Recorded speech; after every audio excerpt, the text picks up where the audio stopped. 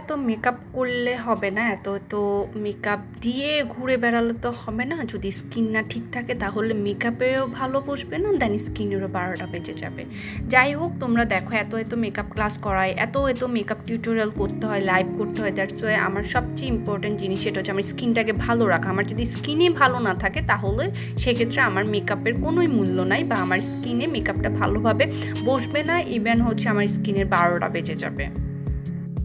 অনেকেই জানতে চাও যে তারমিন আপু, রাতে যখন তুমি স্কিন কেয়ার করো কিভাবে স্কিনটাকে ভালো রাখো। সেক্ষেত্রে আমি আজকে একটা সামান্য ছোট্ট একটা টিউটোরিয়াল করতেছি, জাস্ট দেখানোর জন্য যে আমি কিভাবে আমার স্কিনটাকে ভালো রাখি।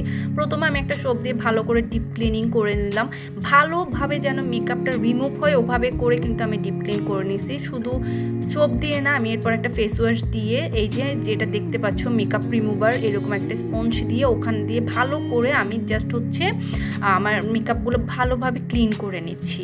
একদম যা লাগাইছি সবগুলো হচ্ছে ভালোভাবে জানি স্কিনের ভিতর থেকে আমার ক্লিন হয়ে যায়, এভাবে করে আমি করছি।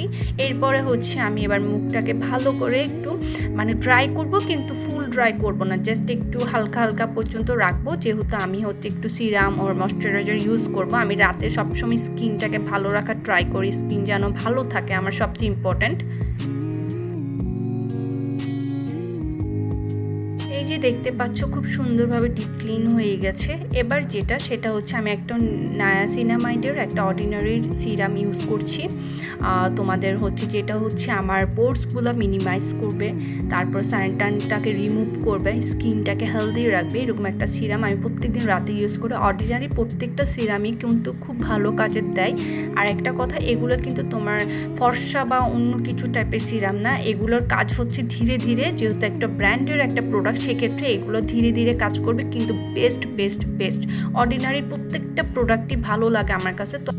সো আমি সিরামটাকে এখন অ্যাবজর্ব করে নেওয়ার জন্যই বেসিক্যালি ভালো করে ড্যাপ করে দিচ্ছিলাম। এরপরে হচ্ছে যখন অ্যাবজর্ব করে নিবে, আমি একটা সিম্পলি ময়শ্চারাইজার, যারা হচ্ছে সেরাভি ইউজ করতে পারো বা হচ্ছে অর্ডিনারি ময়শ্চারাইজার ইউজ করতে পারো, কিন্তু সিম্পলি ময়শ্চারাইজারটা আমাকে ভালোভাবে স্যুট করে এবং রিজনেবল প্রাইস। দ্যাটস ওয়াই কিন্তু আমি এটা সবসময় অ্যাপ্লাই করি, প্রত্যেকদিন রাতে হোক মেকআপের আগে হোক আমি সবসময় এটা দিয়ে ময়শ্চারাইজ রাখি।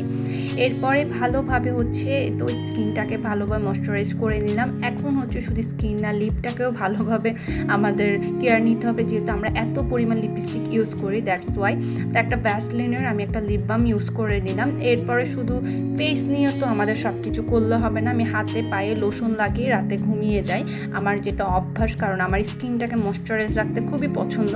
আর স্কিনটাও সফট থাকে, সকালে উঠে দেখবা পুরো স্কিন সফট হয়ে গেছে। তো আমি ভ্যাসলিনের এই একটা লোশন নিয়ে সুন্দরভাবে হচ্ছে হাতে আর এবং গলায় হচ্ছে অ্যাপ্লাই করে নিচ্ছি সুন্দরভাবে। এই তো আমার সুন্দরভাবে স্কিন কেয়ার করে নিলাম, এইটুকু করি আমি। এরপরে আর কোনো কিছু না, কোনো হাবিজাবি কোনো কিছু ইউজ করি না। সো এইটুকু।